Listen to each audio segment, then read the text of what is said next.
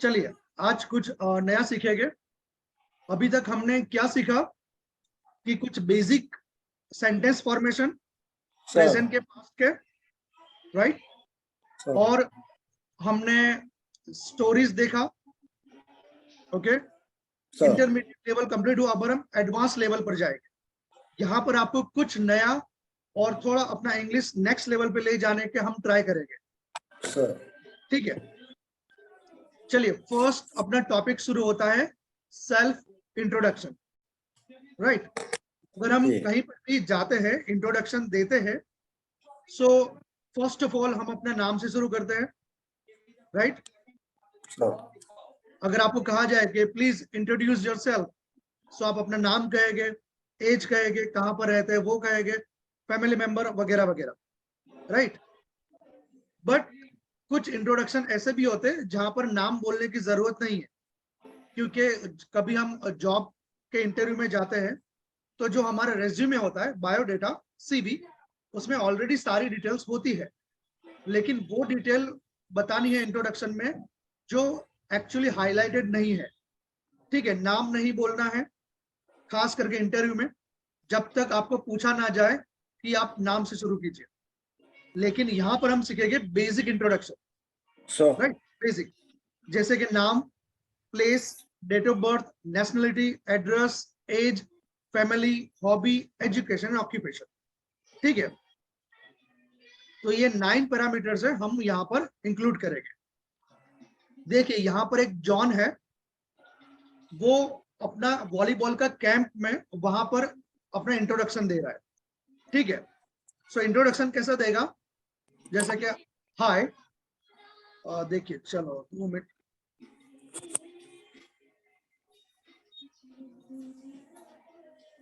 हाँ आपको दिख रहा है क्लियरली?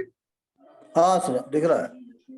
तो क्या कहेगा, हाय my name is John, I am 19 years old, I live in Ahmedabad, means you can add any your city, with my parents and brothers, okay। ये हुआ उसका फर्स्ट लाइन कि हाय my name is John, I am 19 years old, I live in Ahmedabad with my parents and brothers, right। अगर brother sister हो तो brother and sister बोल सकते हैं। I am a first year computer science student, I am pursuing a certificate course in communicative and functional English after my college hours to improve my language skill. I like programming, mathematics.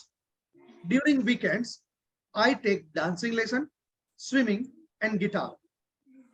I like puppies. My favorite color is pink. My favorite food is masala dosa. I want to learn how to play volleyball better. Thank you. So ये हो गया आपका introduction.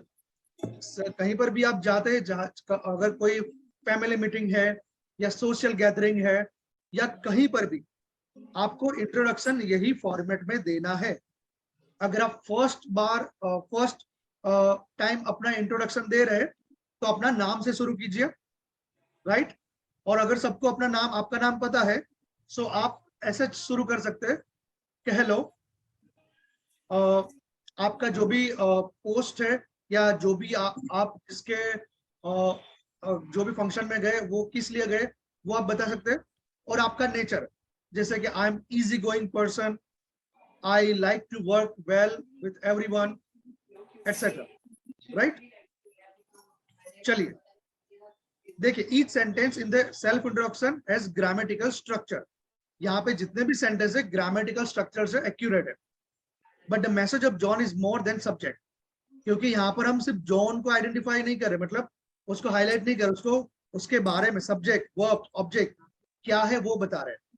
Each sentence is purpose और topic, और सारे sentence में अलग अलग टॉपिक, डिफरेंट टॉपिक हमने चूज किए हैं, ठीक है। चलिए मैं चाहता हूं कि आप अपना नाम ऐड करके अपना इंट्रोडक्शन दीजिए। जूम इन करने की जरूरत होगी, बालक दास जी, या जूम इन करने की जरूरत पड़ेगी। चलो थोड़ा मैंने जूम इन कर दिया है, यस। चलिए सर इसमें पहले good morning sir, hi sir नहीं बोलेंगे उनको? जैसे उनके पास प्रोफाइल हमारा है, तो अगर हम इंटर करते हैं तो सबसे पहले तो उनको अभिवादन करना पड़ेगा ना उनको। हाँ, आप वहां से स्टार्ट कर सकते हैं। जैसे गुड हाँ मॉर्निंग है तो गुड मॉर्निंग, आफ्टर है तो आफ्टरनून, हाँ, इवनिंग है तो इवनिंग। आप और जो भी टाइम है वो पीरियड में आप अपना ग्रीटिंग्स दे सकते हैं। हाँ। उसके राइट, बाद फिर हाई की जगह पे वो हो जाएगा फिर। से स्टार्ट कर सकते हैं या फिर हम्म, डायरेक्ट गुड मॉर्निंग बोल के अपने नाम से स्टार्ट कर सकते हाँ वही तो। हैं। ठीक है। हाँ, हाय माय नेम इज बिडी Som Kumar, I am 61 years old, I live in Chinwara with my family, I am a government servant of state government services. I am it is I am completing my service of 62 years for retiring age.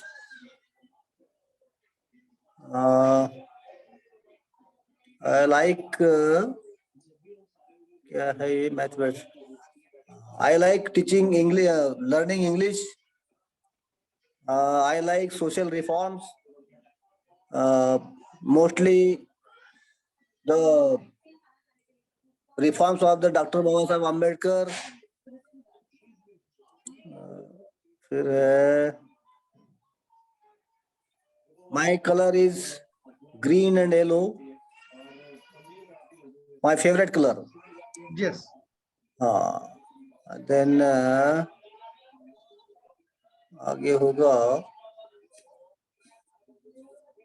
Food. food. My favorite food is puran puri. Okay. Most most favourite for all Marathi. हाँ yes, sir. Thank you, sir. Yeah. Okay. Thank you. So you have given your introduction very nicely. Okay. Sir. But yeah, I am pretty much sure that if you get more time, so definitely you can frame your introduction in well manner, well structured. So I Okay. really appreciate. Thank you. Right. So here is the introduction part. Okay. So you can give your introduction such a way. Sir. Now, अभी हम पढ़ेंगे idioms. जैसे हमने पहले बात किया था मुहावरे, तो यहाँ पर हमने टॉप 15 मुहावरे idioms ऐड किए हैं जो आपके डे टू डे लाइफ में बहुत ही हेल्पफुल होगा। ठीक है, डे टू डे लाइफ। चलिए फर्स्ट देख लेते हैं, ऑन अ रोल। क्या कहेंगे उसको? ऑन ए रोल या on a roll, on a अच्छा रोल, उसको एक साथ पढ़ना है, एक साथ बोलना है, ऑन अ रोल। राइट, जैसे कि इसका मीनिंग क्या है? मेकिंग गुड प्रोग्रेस और doing a really good job. मतलब आप सही में कुछ काम अच्छा कर रहे हैं। ओके, आप सही में कुछ काम अच्छा कर रहे हैं। जैसे कि फर्स्ट देखिए, एग्जाम्पल हम देख लेते हैं। सॉरी,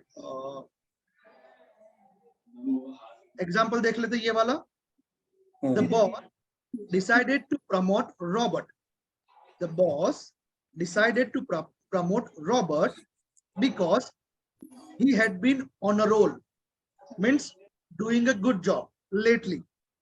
मतलब कि बॉस ने डिसाइड किया कि रॉबर्ट को प्रमोशन दिया जाए क्योंकि उसने आखिर में बहुत ही अच्छा काम किया। ठीक है, he had been on a roll। ठीक है, he had been on a roll मतलब उसने अच्छा काम किया। यहाँ पे लेटली मतलब आखिर में। ओके, के काम खत्म होते होते उसने बहुत ही अच्छा काम किया, इसलिए उसके लिए हम वर्ड यूज करेंगे ऑन अ रोल। ठीक है, क्या यूज करेंगे हम? On roll. On a roll. Right, जैसे कि सेंटेंस में एक दूसरा एक बनाओ कि you will be awarded, you will be awarded with a certificate because you have been on a roll in spoken English class। कि आपको एक सर्टिफिकेट दिया जाएगा क्योंकि आपने स्पोकन इंग्लिश क्लास में अच्छा परफॉर्म किया है।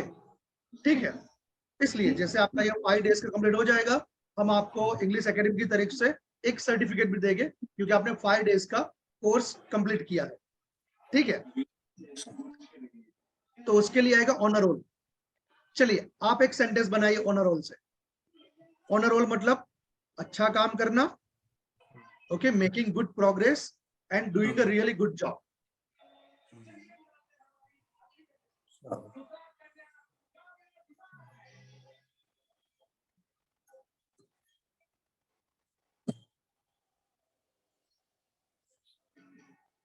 कैसे भी बनाइए चलेगा। संतोष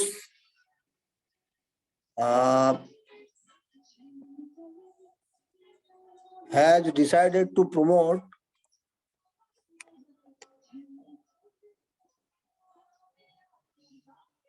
because he had been on a roll. Very good, because he had been on a roll in his job. Very good. Okay, या फिर ऐसा भी बोल सकते हैं कि Milkha Singh got first prize because or as he had been on a roll in his last race. Okay, मतलब आप इस तरह सेंटेंस बना सकते हैं, राइट। चलिए अब नेक्स्ट ऑन अ रोल में कुछ क्वेश्चन। नहीं, ठीक है। Very good. अब नेक्स्ट हम पढ़ेंगे अ पीस ऑफ केक। क्या है? A piece of cake. Yes, a piece of cake का मतलब होता, एक्चुअली इसका मतलब केक का टुकड़ा नहीं, राइट। इसका मतलब क्या होगा? कोई भी आसान, मतलब आसान काम या आसान चीज, राइट। इसका मतलब होगा कि वेरी इजी, वेरी इजी, बहुत आसान। इसका एग्जांपल देख लीजिए। The quiz was a piece of cake. जो क्विज था वो बहुत ही आसान था। So all of the students passed with an A, के सारे स्टूडेंट को ग्रेड ए मिला, राइट। जैसे कि आप बोल सकते हैं कि लास्ट बैंक की एग्जाम थी, वो बहुत ही आसान थी, तो सभी बच्चों ने क्लियर कर लिया। Okay, the last bank exam was a piece of cake, so all the candidate cleared that exam. Okay, so piece of cake मतलब क्या? बहुत ही आसान या हाँ वेरी इजी। ओके, जैसे कि आप कुकिंग में आप क्या कर लेते हैं, मतलब इफ यू डोंट माइंड, क्या बना लेते हैं कुकिंग में? बस? कुकिंग में अंडा भुर्जी। ओके, तो आपको अंडा भुर्जी अच्छी तरह से आता है? हाँ, वो तो है। हाँ, तो आप इस तरह इसको इस सेंटेंस में बनाइए।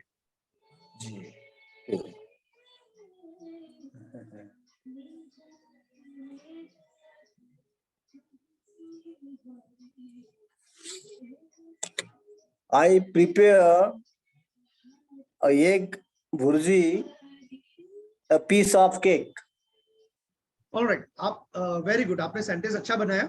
इसमें आप इस तरह से बोल सकते हैं कि कुकिंग और preparing egg dish is piece of cake for me, is piece of cake for me. या फिर ऐसा बोल सकते हैं it's piece of cake for me to cook eggs dish, के अंडे की कोई डिश बनानी वो मेरे लिए एक अपने नहीं कहते बाएं हाथ का काम होना, राइट, कि ये तो मेरे बाएं हाथ का काम है, तो उसके लिए आप बोल सकते हैं piece of cake, it is very easy, right. Sir चलिए अभी थर्ड नंबर है इजीएस्ट पाई। इसका मतलब ऐसा नहीं कि कोई पाई है, नहीं, इसका भी मीनिंग यही होगा, वेरी इजी। इसका भी मतलब क्या होगा? Very easy. यस, मतलब पीस ऑफ केक और इजीएस्ट पाई, दोनों का मतलब क्या होगा? Easy, very easy. Very easy. Okay, अगर आपको चाय बनाते अच्छी आती है तो आप बोल सकते हैं making a cup of tea is piece of cake for me और easy as pie for me. एक कप चाय बनानी मेरे लिए बहुत आसान है, राइट। जैसे आप बोल सकते हैं कि riding a bike is easy as pie for me, कि बाइक चलाना मेरे लिए बाएं हाथ का खेल, राइट। जैसे और एक और चलिए आप एक एग्जांपल बनाइए इजीएस्ट पाई से।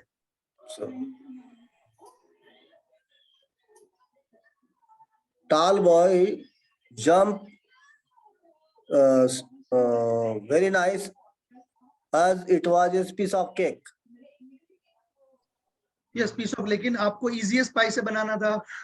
दोनों का मीनिंग सेम ही है, लेकिन आप अच्छा मीडियम चेंज कर दीजिए। मैंने ऊपर पढ़ लिया, नीचे पढ़ना था उसको। कोई बात नहीं, फिर से आप एक बना लीजिए। Tall boy jumping very easy as pie, very successful as very easy as pie. Yes आप ऐसा बोल सकते हैं कि tall boy can jump very high, Sir, it is easy as pie for him, it sir, is sir. Easy as pie for him, right, जी, कि उसके ऐसा लिए बहुत ऊंचा कूदना आसान है, Sir. राइट।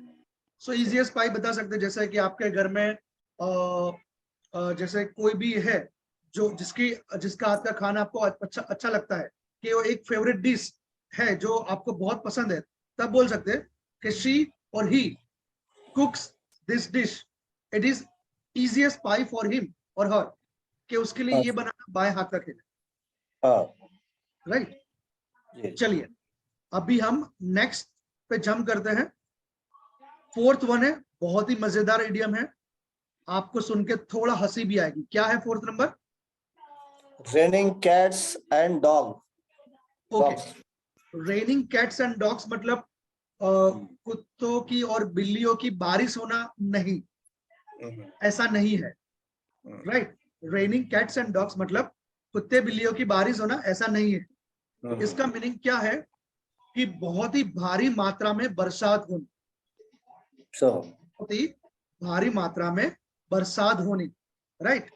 देखिए सेकंड नंबर का पॉइंट देखिए, raining cats and dogs means it is raining really hard, मतलब बहुत ही भारी मात्रा में बरसात होनी। एग्जाम्पल देख लीजिए, it was raining cats and dogs मतलब really hard outside, so event had to be cancelled, मतलब कि बाहर बहुत ही तेज बारिश हो रही है, इसलिए इवेंट को कैंसिल करना ही पड़ा, right. So it's raining cats and dogs मतलब क्या होगा, बहुत ही तेज होनी, बहुत ही तेज, और बहुत ही तेज होने, जैसे बिजली कड़कना और हवाएं चलना, राइट, इस तरीके से। आप एक और एग्जांपल बना सकते हैं, जैसे कि the cricket match was cancelled due to it was raining cats and dogs. Okay, cricket match cancel हो गया क्योंकि बहुत ही भारी मात्रा में बारिश हो रही थी। ऑलराइट, चलिए आप एक बनाइए रेनिंग कैट्स एंड डॉग्स।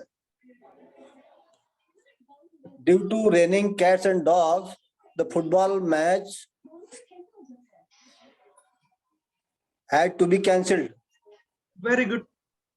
देखिए ये चार इडियम इतने आसान हैं, लेकिन कुछ नए भी आपके इंग्लिश का में स्टार्स लगाएंगे, आपका इंग्लिश का लेवल थोड़ा अप जाएगा अगर आप ये इडियम्स अपने रेगुलर सेंटेंस में ऐड करेंगे। तो जिसको समझ में आएगा वो आपको आंसर देगा, जिसको समझ में नहीं आएगा वो आपको 2 बार पूछेगा कि बीडी सोमकर जी आपने क्या कहा, फिर से बोलिए। इसका मतलब आपका इंग्लिश का स्टैंडर्ड थोड़ा अप हो गया, राइट। सो ये अपने डेली कॉन्वर्सेशन में, चाहे आप घर में यूज करोगे थे या बाहर, यूज कीजिए।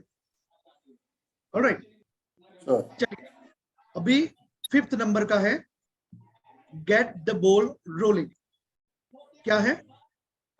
Gate the ball rolling.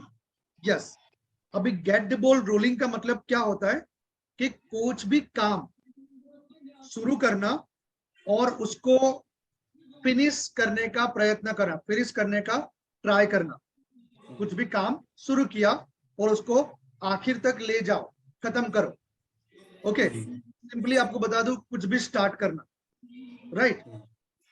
Example देखिए, let's get the ball rolling means start making progress, चलो शुरू कर दे on construction project so they can return their house. Okay, so they can return their house.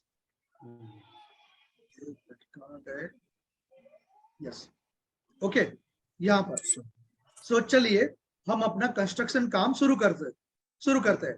तो जो लोग भी बेघर है वो अपने घर पे वापस जा पाए। ठीक है, सो gate the ball rolling. Suppose आप कहीं पर मीटिंग में गए हो, सो आपको अगर बहुत टाइम हो चुका तो आपको बोलेंगे बीडी सोमकर जी चलिए अपने मीटिंग स्टार्ट कर दे, अब ज्यादा वेट नहीं करना, right.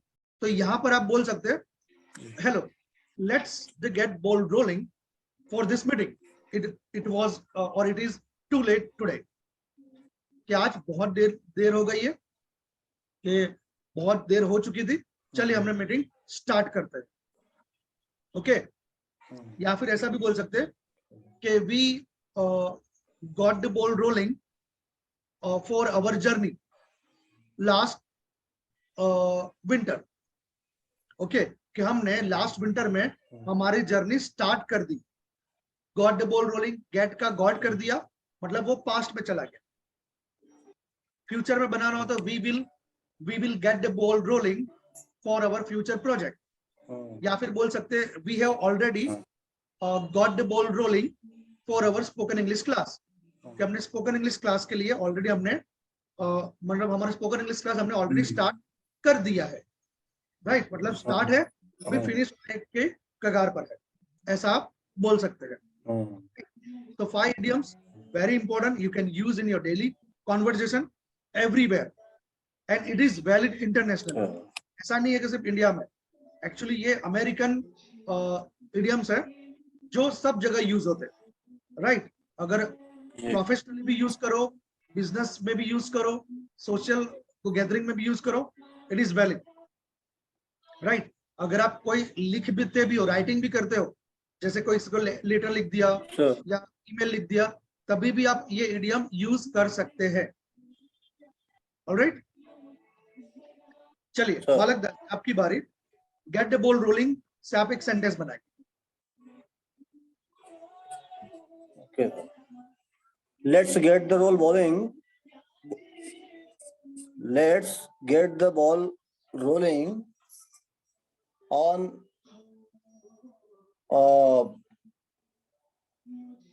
English classes so we can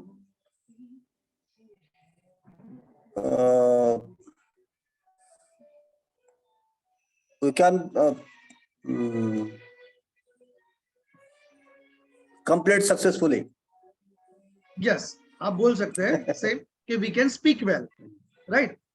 कि let's get the ball rolling for spoken English class so we can speak well, we can understand well, we can explain well, right? Sir, very good। चलिए अभी इसमें 1 to 5 में कुछ revision करना है। on a roll, a piece of cake, easy as pie, raining cats and dogs, get the ball rolling। sir, आपको लगता है कि एक और बार एक्सप्लेन करूं? नहीं सर, वो तो वैसे एक्सप्लेन करने से नहीं, तो प्रैक्टिस में लाना पड़ेगा तब होगा। यस, वो तो है, लेकिन समझ में आ गया आपको? हाँ ठीक है। हाँ, इसका मतलब मैं अच्छा पढ़ा रहा हूँ, राइट? हाँ नहीं साहब अच्छा पढ़ा रहा। Thank you so much. नहीं, आपने कॉम्प्लीमेंट दिया नहीं तो मैं सोचा चलो मैं ही पूछ लूं। नहीं सर, नहीं अच्छा नहीं, बहुत अच्छा। Thank you.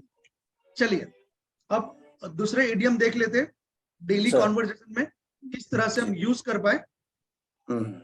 अगेन डॉग्स वाला आ गया।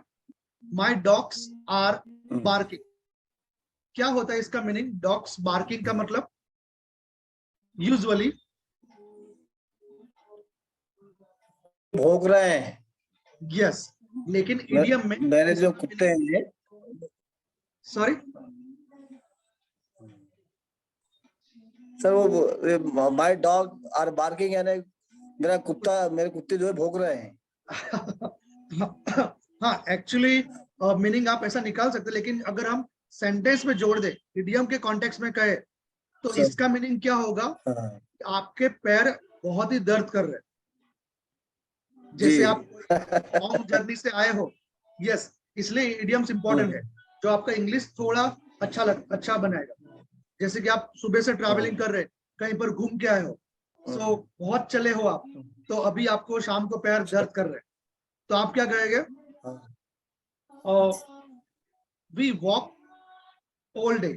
ऑल डे और होल डे, ऑल डे मतलब जितने भी दिन का जर्नी है, या पूरा दिन का होता whole day, we walk whole day, now my dogs are barking, कि हम पूरा दिन Yes. चले या सारे दिन चले, अभी मेरे पैर बहुत ही दर्द कर रहे हैं, तो इसका मतलब क्या होगा, my Sir. Dogs are barking. Sir. ठीक है, इसका मतलब ये Sir. नहीं, that's a total different meaning, right. जिसको समझ में आएगा Sir. वो आपको आंसर देगा, जिसको समझ में नहीं आएगा वो आपको 2 बार पूछेगा, Sir. राइट। देखिए आप 61 ईयर्स के हैं, आपको मेरे से ज्यादा तजुर्बा है लाइफ का, सो मेरे अकॉर्डिंग Sir. मेरे एक्सपीरियंस है कि हम जब पृथ्वी पर जन्म लेते हैं तो हमारा सिर्फ 2 ही पर्पस होता है। Sir. एक होता है कि किसी को हम हेल्प करें, हो सके ज्यादा से ज्यादा लोगों को हेल्प करें, राइट। और दूसरा Sir. कि हम किसी को इंस्पायर करें, हम किसी के लिए प्रेरणादायी Sir. बने, जी। राइट। आप हाँ। क्या सोचते हैं इसके बारे में? दोनों चीजें सही है सर, जैसे दोनों कि आप बातें सही है आपकी। डॉक्टर आम्बेडकर की बात भी कर ले, सो उनका Sir. जीवन था, मैंने जहां तक उनको उनके बारे में पता है, इंस्पायरिंग स्टोरी है उनकी पूरी लाइफ की, थ्रू आउट बहुत स्ट्रगल किया, अभी भी लोग उनको याद करते हैं। Sir. Second, Sir. उन्होंने बहुत लोगों को हेल्प किया, तो मैं भी वही बिलीव Sir. करता हूँ कि मैक्सिमम जी। लोगों को मदद कीजिए Sir. और अपनी लाइफ को ऐसी बनाइए कि हमसे कोई प्रेरणा ले, हमसे कोई Sir. मोटिवेट हो, राइट। जी। और आपके Sir. अकॉर्डिंग, आपके एक्सपीरियंस के अकॉर्डिंग कोई तीसरा पर्पस होता है, बता सकते हैं? ये तो मेरे लाइफ का फंडा है। नहीं नहीं नहीं, ये तो सही है सर, ये ओके, नहीं यही आप है, सभी फ्रेंडली उसी शेयर से कर सकते आगे मिल जाते हैं। सॉरी। नहीं, दोनों ये बाकी जो भी चीजें आती है वो ये मेन तो दोनों ही इसी में आके समाहित हो जाती है। यस, क्योंकि हम कोई भी चीज अगर कमाई की इंटेंशन से रखे ना तो वो डिफरेंट है, लेकिन भले कमाई हो रही है सर। साइड की बात है, लेकिन हम ये सोचे कि उसको हम हेल्प कर रहे हैं, तो वो इंटेंशन बड़ा है, सर। राइट। चलिए चलिए, आप माय डॉग्स आर बार्किंग से एक सेंटेंस बनाइए। Sir, I am coming back from running and my dogs are barking. Very good. I just come from my jogging और Sir. My gym and now my dogs are barking, I just want to take rest, मुझे सिर्फ rest करना है, right. Sir. चलिए जी जी 7 number देख लेते हैं, heat the sake. जी। अभी हीट द सेक का मतलब क्या होगा? Hit the sack. Yes, hit the sec, SSEK। Hit the सेक का मतलब क्या होगा कि माय डॉग्स आर बार्किंग के सिमिलर है लेकिन थोड़ा डिफरेंट है। जैसे कि आपने जी। पूरा दिन काम किया, कभी कभी होता है अपने लाइफ में कि हम जब घर पे पहुंचते हैं, खाने पीने की कुछ भी इच्छा नहीं होती, ऐसा डायरेक्ट सो जाए, कब हम बेड पे जाओ सो जाए, इतने थके हुए होते, राइट। Sir. तब हम इस यूज करेंगे hit the sack, Sir. Hit the sack. देखिए एग्जांपल देख लीजिए। Sack. Yes, today was really a long day, आज सही में बहुत लॉन्ग डे था, so I am going to hit the sack, go to sleep now, कि मुझे सिर्फ अभी सोना है, कुछ भी खाना पीना नहीं है, मुझे सोना है, बहुत थक चुका हूँ, जी सर। राइट। जैसे कि आपको कहीं पर ऑफिस ऑफिस में जब थे तब ऐसा भी दिन हुआ होगा, तो आपने 9-10 घंटा काम किया और घर पर आए तो बहुत थक गए, अभी आपने घर पे बता दिया अभी मुझे कुछ भी खाना पीना नहीं है, मुझे थोड़ा रेस्ट करना है, थोड़ा सोना है, राइट। तब आप क्या यूज करेंगे? I just want to hit the sick, as it was very important day or very hard working day. Okay, कि आज बहुत ही हार्ड वर्क वाला डे था, तो मुझे सिर्फ अभी सोना है, तो सिर्फ सोने के लिए हम कहेंगे हिट द सिक, राइट। चलिए आप एक सेंटेंस बनाए हिट द सिक से। Sir. Today, very hard work in the office, so I am going to hit the sack now. Very good, wonderful. Okay, मुझे मुझे अभी सोना है, इसका मतलब ये हम क्या कहते हैं, Sir. यूजुअली क्या यूज करते हैं, गो टू बेड या वांट टू स्लीप। जी ओके, लेकिन हिट दिस एक आपका इंग्लिश का लेवल थोड़ा अप दिखेगा, आपका इंग्लिश थोड़ा पहले से बेहतरीन लगेगा, और सुनने वाले को लगेगा कि वाह, कि बीडी सोमकर जो इंग्लिश है पहले से बहुत इंप्रूव हो चुका है। sir. चलिए 8 नंबर देख लेते हैं। 8 जी। नंबर है Hold hold your horses. Your horses. Very good. क्या पढ़ेंगे, फिर से पढ़िए। Hold your horses. Very good. इसका मतलब क्या होगा? अपने आपके घोड़ों को मतलब लाओ या सामने लाइए या रखिए। मतलब अपने घोड़े को संभाल के रखिए, जी पकड़ के रखिए। हाँ, हाँ हाँ हाँ। Very good. लेकिन इसमें अगर इडियम की बात करें तो इसका मतलब होगा थोड़ा धीरज रखिए। क्या होगा? थोड़ा अच्छा धीरज। अच्छा। जैसे कि बहुत लंबी लाइन है और सारे लोग हौच पौच कर रहे, बातें कर रहे, तो आप क्या कहोगे? कृपया थोड़ा धीरज रखिए। मतलब please hold your horses, your turn will come, you will get when your turn come. क्या आपको मिलेगा जब आपका टर्न आएगा। ठीक है, तो इसके लिए क्या होगा?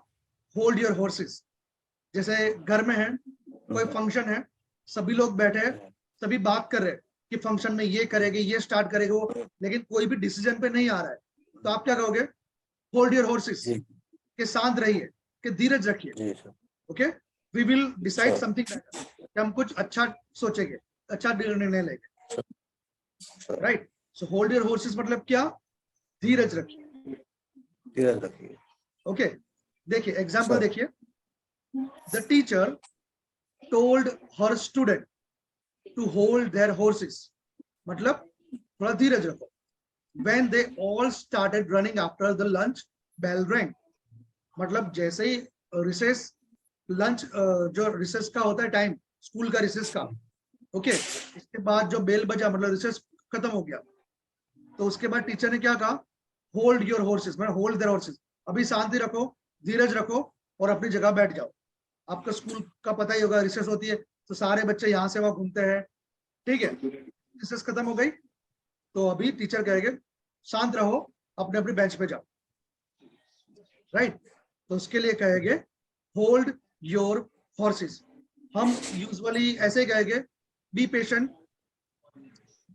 काम डाउन, लेकिन आप बी हाँ पेशेंट और काम डाउन के बजाय होल्ड योर हॉर्सेस यूज करेंगे, आपका इंग्लिश थोड़ा बेहतरीन लगेगा, थोड़ा एडवांस लेवल। राइट, चलिए आपकी बार, एक सेंटेंस बनाइए।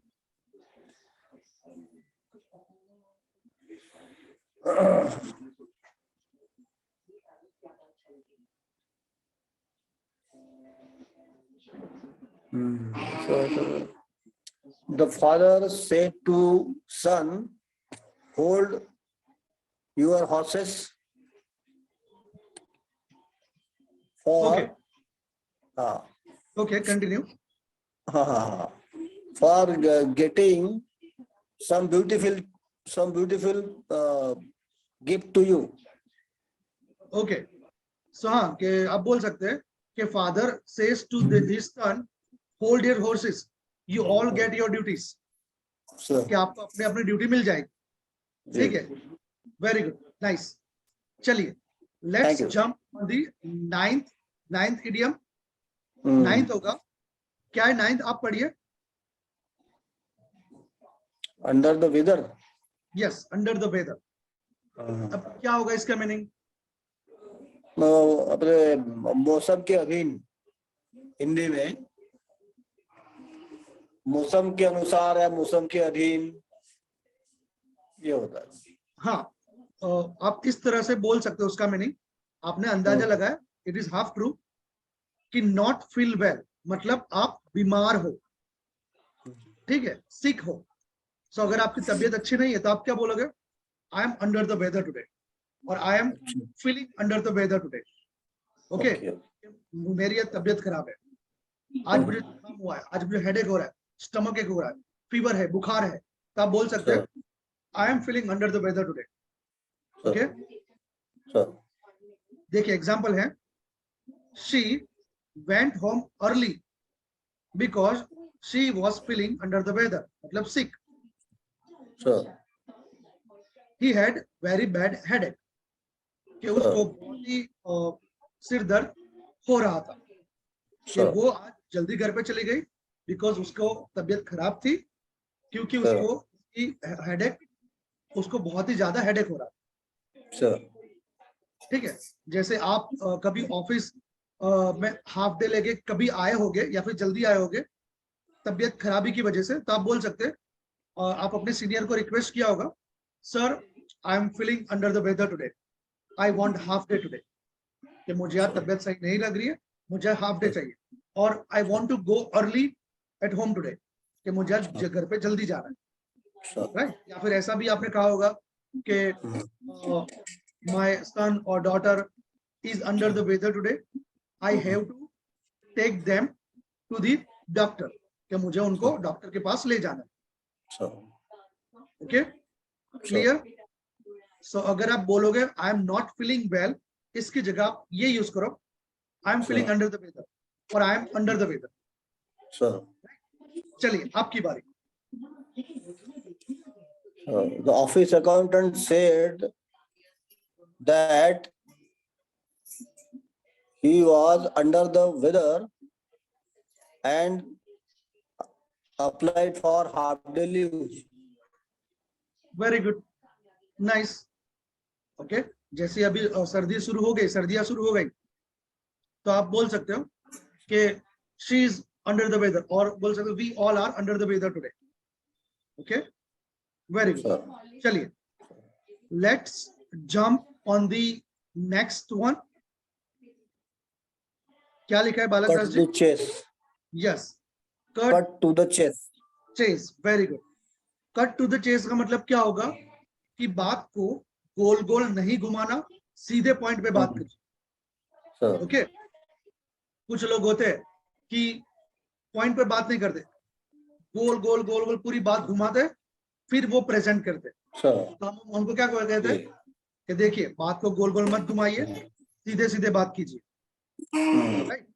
तब हम यूज करेंगे कट टू द चेस. देखिए एग्जांपल है, feeling impatient and angry, he told them cut to the chase, मतलब stop wasting time, stop avoiding his question. Sir. बराबर, Sir. मतलब वो बहुत ही अधीरा हो रहा था Sir. और बहुत ही गुस्सा हो रहा था, तो उसने कहा कि भाई टाइम वेस्ट मत करो, मतलब बातों को गोल गोल मत घुमाओ, और बिना फालतू के क्वेश्चन मत, डायरेक्टली क्वेश्चन करो. Oh. अभी बच्चे कुछ मस्ती करते हैं या फिर कुछ कोड कोड देते हैं, तो बच्चे को इसने किया, उसने किया, उसने किया, हम क्या बोलते हैं कि बातों को गोल गोल मत घुमाओ, सीधा पॉइंट पे बात करो, किसने ये नुकसान किया. ओके, सब बोलोगे, please cut to the chase, don't waste your time. Okay, please cut to the chase, right. चलिए आपकी बारी, आप बताइए. I told my subordinate, don't mix various questions, cut to the chase. Very good, wonderful. आप sentence काफी अच्छा बना रहे. वैसे ग्रामेटिकल तो वैसे थोड़ा सा कम ही है सर. ठीक है, it's okay, it will be covered up. देखिए, इंग्लिश में कोई भी भाषा है, पहले फ्लुएंसी पे फोकस करना है, मतलब आप ज्यादा से ज्यादा इंग्लिश के शब्द और वाक्य बोले.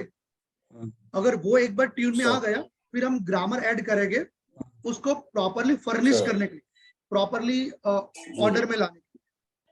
तो पहला हमारा यही काम है कि आप इंग्लिश में ज्यादा से ज्यादा शब्द, सेंटेंसेस बोले, राइट. ग्रामर, जैसे हमने आपके घर में कोई, आप कोई भी लैंग्वेज नेटिव बोलते होगे, जैसे कि अब हम हिंदी बात कर रहे हैं, राइट. घर में कोई भी लैंग्वेज बात करे, तो हमने क्या देख देख के सीखा, सुन सुन के सीखा, राइट. आपको पता ही होगा. सो हम इंग्लिश भी उसी तरह से फोकस करेंगे, लेकिन क्या आप थोड़े बड़े हो गए, तो हम थोड़ा पढ़ेंगे, सुनेंगे, बोलेंगे, पढ़ेंगे, सुनेंगे, बोलेंगे, राइट. चलिए अब हम जाते हैं नेक्स्ट इडियम पर। चलिए, ये भी बहुत इंपॉर्टेंट है। 11th नंबर पढ़िए, क्या है? Add fuel to the fire. यस, add fuel to the fire. आपने ये बहुत जगह यूज किया होगा लाइफ में। इसका मतलब कुछ आइडिया है इसका मतलब क्या होगा? नहीं सर, ओके, this does इसका not refer to a fire. Okay, इसका मतलब ये It होगा, is referring. इसका मतलब ये होगा कि आग में तेल मत डालो, राइट? अच्छा अच्छा, हाँ राइट। आग में तेल डालना कि सिचुएशन हाँ खराब है हाँ और भी बुरी बातें करके वो सिचुएशन को और खराब बनाइए। इसका मतलब सर होगा sir add fuel sir to. Sir sir जैसे कि आपको ऑलरेडी हाथ पे लगा है, एग्जांपल दे रहा हूँ कि आपको हाँ कभी ना हो, मैं ऐसा प्रे करता हूँ आप हमेशा हेल्दी रहो। लेकिन एक एग्जांपल दे रहा हूँ कि अगर शायद तक आपको हाथ में लगा है हाँ और उसी दिन वही हाथ को वही जगह दो बार लगा, सर तो आप क्या कहोगे? It is bad day today, my injury become worst because second injury added fuel to the fire. Okay, कि आज बहुत ही बैड डे, मुझे इंजरी बहुत ही खराब हो गई, जहां पे लगा था वहां पर ही दूसरी बार लगा। ओके, या फिर आप बोल सकते हैं घर में या ऑफिस में कुछ टेंशन है और भी कुछ बैड न्यूज आती है, कोई भी सर खराब न्यूज आती है, सो आप क्या करोगे? अरे भाई, ये कम था तो और भी ये टेंशन आ गया। सो आप कहोगे it has added fuel to the fire in this topic. ये सर टॉपिक में आग में घी डालने जैसा, तेल डालने जैसा काम हो गया। ठीक है, चलिए एग्जांपल देख लेते हैं। Sir they are already very upset, कि ऑलरेडी वो पहले से अपसेट है, so please don't add fuel to the fire.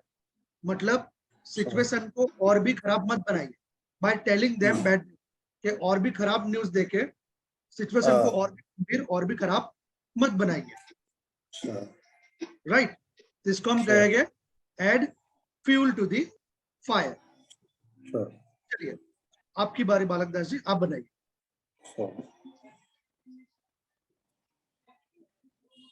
The boss told to subordinate,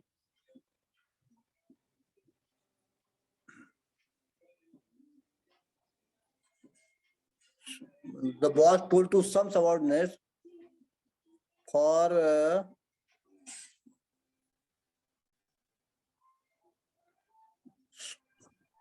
for a solution on the matter. Don't add fuel to the fire. Very good, very good, अच्छा sentence बनाया कि boss suggested और ordered to the employee कि don't add fuel to the fire, situation is already bad, कि आग में कोई भी तेल डालने का काम नहीं करेगा, ये सिचुएशन ऑलरेडी खराब है, राइट? Very good. चलिए 12 नंबर देख लेते हैं, क्या है 12 number? To have a big mouth. To have a big mouth. इसका मतलब क्या? कि इसका मतलब ऐसा नहीं किसी का बड़ा मुंह, नहीं, इसका मतलब यह है कि कोई बहुत ही बातूनिया है, बहुत बात करता है, और कभी भी, यस, टॉकेटिव, और कभी भी किसी की भी सीक्रेट किसी को भी बता देता है। जैसे हमारे घर में, हमारे फैमिली में, या ऑफिस में, या सोसाइटी में कोई एक तो होगा जो इतना बातूनिया है और वो किसी की भी सीक्रेट किसी को भी बता देता है, जो कभी चुप रहता है, राइट? तो हम उसको बोलेंगे he has a big mouth, we should never tell our secret to him, कि वो बहुत बातूनिया है, कहीं पर भी बात करना शुरू हो जाता और अपना सीक्रेट भी किसी को बता देता, राइट? देखिए एग्जांपल देखिए, she has a big mouth like a gossip, tells others my secret, I stop telling her personal thing.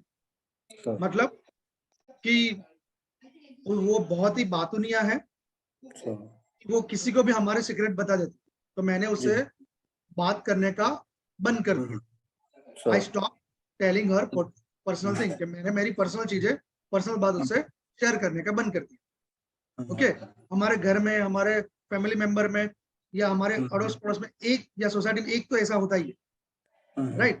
आप उसको इमेजिन कर सकते हैं और ये इडियम को उनके साथ लगा सकते हैं। चलिए आपकी बारी। This one, I told to my friend, please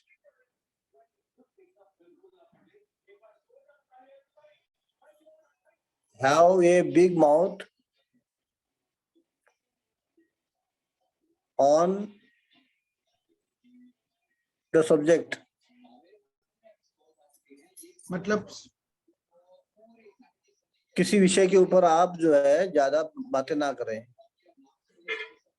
okay, so हाँ बस सही है, तो आप बोल सकते हैं सेंटेंस कि I warn to my friend. I warn, मैंने उसको वार्निंग दिया कि don't have a big mouth. Okay, don't have a big mouth, ऐसा आप सेंटेंस बना सकते हैं। यहाँ पे हैज है, जैसे आप फर्स्ट सेकंड कॉलम हमने बेसिक में देख लिया था, तो first second I we you they सभी के साथ हैव लगेगा, ही शी सभी के साथ हैज लगेगा। जैसे यहाँ पे शी सेकंड कॉलम हैज लगा, अगर आई वी यू दे या कोई भी प्लूरल होता है तो हैव लगेगा, राइट? चलिए, वेरी गुड। चलिए हम देख लेते हैं next one, blow off some steam.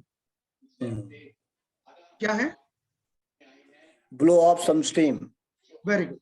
सो ब्लो ऑफ सम स्टीम मतलब क्या होता है कि आप बहुत थक चुके हो कोई भी काम करके, अभी आपको थोड़ा रिलैक्स होना है, थोड़ी देर आप रिलैक्स फील करना चाहते हो, राइट? जैसे कि means relax to get rid of stress, मतलब स्ट्रेस हो गया, आप उसे थोड़ा कम करना चाहते हो। Steam stress having living the body. Steam मतलब भाप नहीं, स्टीम मतलब थोड़ा रिलैक्स हो जाए। सेंटेंस है, he had been stressed for weeks, मतलब एक वीक तक उसको बहुत ही टेंशन था, बहुत ही स्ट्रेस था। Decided to some steam, relieve his stress by getting back massage, कि उन्होंने सोचा कि चलो थोड़ा कहीं पर जाते, बैक मसाज करवाते हैं और थोड़ा स्ट्रेस फ्री हो जाए, राइट? तो उसके लिए ये आएगा blow off some steam, right? चलिए एक सेंटेंस आप बना दीजिए।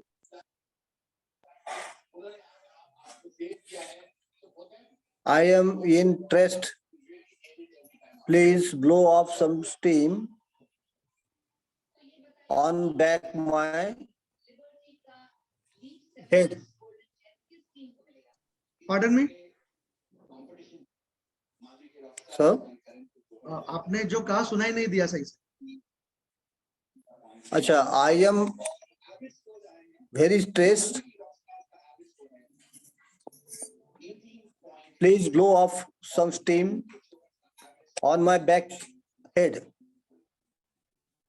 Blow off some steam, stress को दूर करना। सो आप बोल सकते हैं please massage on my back, I am feeling very stress.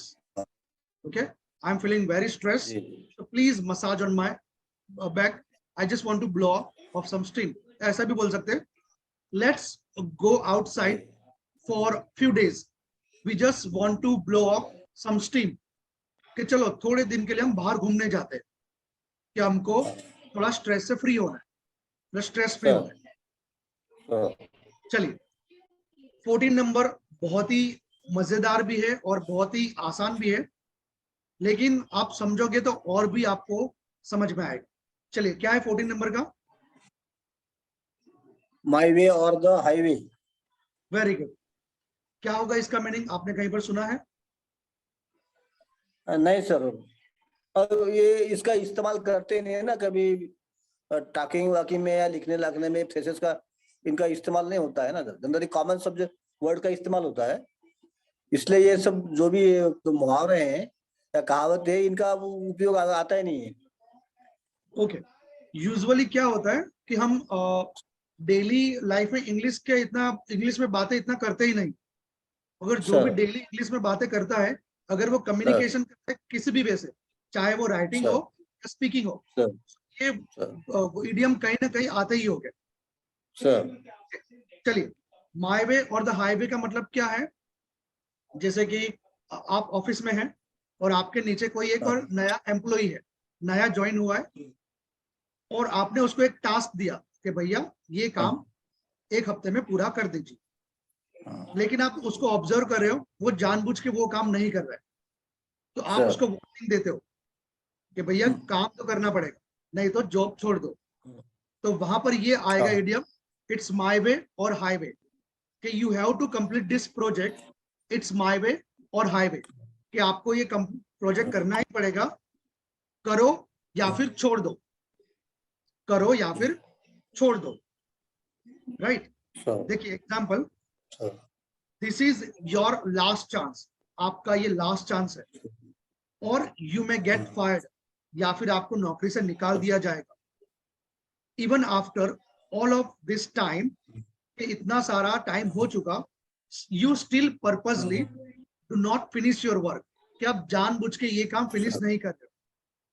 This time uh, this time it's my way or highway, और there will be negative consequences, कि अभी क्या है, आपको आपको काम करना है, या फिर छोड़ देना है, या फिर आपको नौकरी से निकाल दिया जाएगा। मतलब डू और डाई वाला सिचुएशन, करो या मरो, sir, राइट? जैसे कि डेडलाइन आ गया और आपने प्रोजेक्ट कंप्लीट नहीं किया, तो बॉस आपको स्कोल्ड करेंगे, काम कंप्लीट कीजिए या फिर छोड़ दीजिए, ठीक है? अगर घर में फंक्शन है, आपने ऑर्डर दिया है कैटर्स वाले को या फिर डेकोरेटिव चीजें ये सब करने के लिए, उन्होंने टाइम पे नहीं किया, तो आप बोलोगे भाई कल तक हो जाना चाहिए, नहीं तो मैं ये ऑर्डर किसी और को दे दूं, चाहे मुझे ज्यादा पैसे देने। सो इट्स हाईवे और हाईवे, राइट? सो माईवे और हाईवे मतलब क्या? डू और डाई, करो या फिर छोड़ दो, राइट? चलिए आप एक सेंटेंस बनाइए। Principal told to teacher, complete your course by this week. It's my way or the highway. Okay, very good, कि आपको ये कंप्लीट करना है या फिर आपको निकाल दिया जाएगा। Very good, nice. चलिए last but not the least, last है hit the nail on the head. क्या है बालक Das ji? Hit the nail on the head. हाँ, इसका मतलब ये नहीं है कि सिर पे वो खिल्ली, खिल्ली को क्या बोलते हैं उसको? खिला, बोलते हैं नेल, कील, कील, किल, वो ठोकना, वो नहीं होगा। इसका मतलब क्या होगा कि लेट से आपका बर्थडे है, ओके लेट से, और आप कोई चीज सोच रहे हो कि काश मुझे मिल जाए तो कितना अच्छा, और सरप्राइजिंगली कोई आपका फैमिली मेंबर या कोई भी फ्रेंड वही चीज आपको प्रेजेंट में देता है, ठीक है? तो आप क्या बोलोगे? Wow, you hit the nail on the head, you have given me gift what I am thinking for, कि आपने मुझे वही गिफ्ट दिया जो मैं सोच रहा हूँ। मतलब आप अपने बोल रहे हो कि आपको कैसे पता चला कि ये मैं यही सोच रहा हूँ, राइट? तो वहां पर आप ये फ्रेज यूज करोगे, ये इडियम भी यूज करोगे, hit the nail on the head. जैसे कि to hit the nail on the head means get something completely right और करेक्ट, मतलब कुछ भी चीज वैसे ही एक्यूरेट फॉर्म में बोलना या करना। You hit the nail on the head, got it right when you got my favorite movie as a gift, कि मुझे मेरी फेवरेट मूवी है गिफ्ट में मिल गई, तो हम क्या बोलेंगे? You hit the nail on the head, alright? जैसे कि आपने कोई पुरानी मूवी याद कर रहे हैं, आप सोचोगे कि चलो मैं ये मूवी देख रहा हूँ, लेकिन कोई रीजन की वजह से वो मूवी चैनल पे नहीं आ रही या फिर देख नहीं पा रहे, और अचानक आप बैठे और सामने आ जाते टीवी पर, सो आप क्या बोलोगे? It hit the nail on the head, right? अब यहाँ बोल के अपना सेंटेंस कंप्लीट कर सकते हो, मतलब एक एक्साइटिंग वे में, it hit the nail on the head. Okay, so हमने यहाँ पर 15 इडियम्स कंप्लीट किए। चलिए आप एक सेंटेंस बना दीजिए।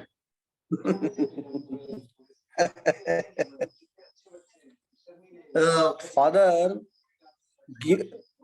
brought a beautiful dress and gifted to his son on his birthday. The son told to father, very good, hit the nail on the head. Very good, so thank you so much. आपने इतना patience रख के 15 idiom सीखे। Actually it is not possible to complete in a one session, possible ही नहीं, क्योंकि ये क्या डेली इडियम्स नहीं है जो हम डेली कॉन्वर्सेशन यूज करते हैं। फिर भी आपने एक एक इडियम अच्छी तरह से पढ़ा, उसने आपने ट्राई भी किया अपने सेंटेंस बनाने का, so it is really appreciated. Sir वो आधा दिमाग तो टीवी में चल रहा ना सर, वो टीवी आगे है तो कुछ वो भी देख रहा है, कुछ आपको अटेंड कर रहे हैं, दोनों चीजें हो रही है। लेकिन फिर भी आपका अटेंशन अच्छा है, आपने सर, अपना सर। कंसंट्रेशन लूज नहीं किया। नहीं सर, मैं आपको वो देख इंटरेस्ट है ना सर, अंग्रेज देख रहा हूं। इंग्लिश में ही इंटरेस्ट ज्यादा है। मैं तो चाहता हूँ मतलब इंग्लिश आनी चाहिए हम लोगों को, फ्लुएंटली इंग्लिश बोलनी चाहिए। तो इंग्लिश तो एक ये आदमी का स्टेटस शो करता है, तो होना ही चाहिए, स्टैंडर्ड है इंग्लिश सर। इंग्लिश आज के जमाने में सब जगह है। हाँ सर देखिए मेरे अकॉर्डिंग रोटी कपड़ा मकान और जी, हमारी वैसे मातृभाषा, ये सर, चार के अलावा और कोई भी एक इंपॉर्टेंट है तो इंग्लिश लैंग्वेज।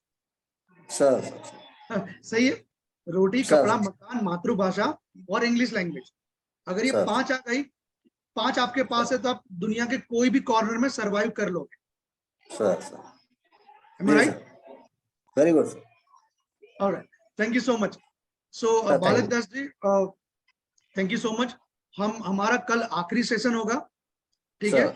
हम आपको थोड़ा और भी पढ़ाएंगे और बता देंगे कि हमारा कंप्लीट कोर्स किस तरह से हो। ओके, सर सो जैसे ही जी आपका कल का कोर्स कंप्लीट हो जाता है, हम आपको सर, एक सर्टिफिकेट भी देंगे सर 5 दिन का, जो आपने अच्छी तरह से इतना पेशेंसली आपने पढ़ा जी और कोऑपरेट किया इसलिए। Sir, all right, by the way thank you so much. Hasta la thank you vista, good night, take care. Thank you sir. इसको दे दीजिए जैसे कल का दिया था ना आपने, इसको व्हाट्सएप में दिया था ना कल का सर, इसको भी व्हाट्सएप में दे दीजिए सर। हाँ श्योर, मैं आपको कर दूंगा, no worries. Sir thank you और सुनिए, हमारे जो सारे सेशन है रिकॉर्डेड है, हमारे इंग्लिश एकेडमी के सर। यूट्यूब चैनल में भी सारे सेशन है, तो आप उसमें से भी सर देख सकते हैं।